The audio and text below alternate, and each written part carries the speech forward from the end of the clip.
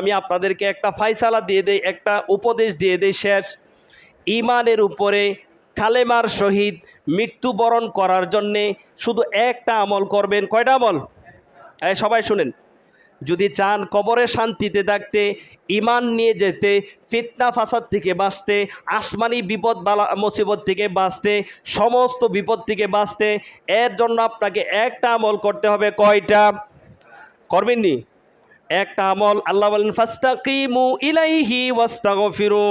বেশি বেশি ইস্তেগফার করবে।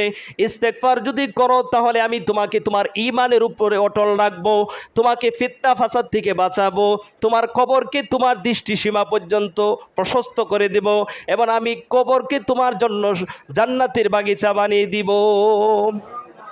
কি করতে হবে? ইস্তেগফার করতে হবে।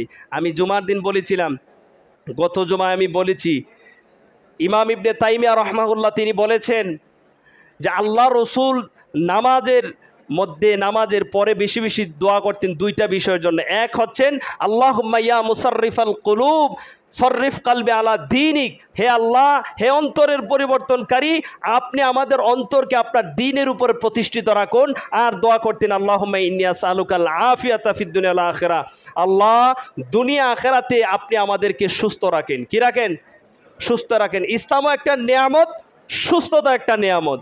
তাহলে ইস্তেগফার আপনাকে ইসলামের উপরে প্রতিষ্ঠিত রাখবে, আর সুস্থতা আপনার দেহকে টিকিয়ে রাখবে। বলেন সুবহানাল্লাহ। করবেননি? ইস্তেগফার কি বলে সবাই? আস্তাগফিরুল্লাহ, আস্তাগফিরুল্লাহ।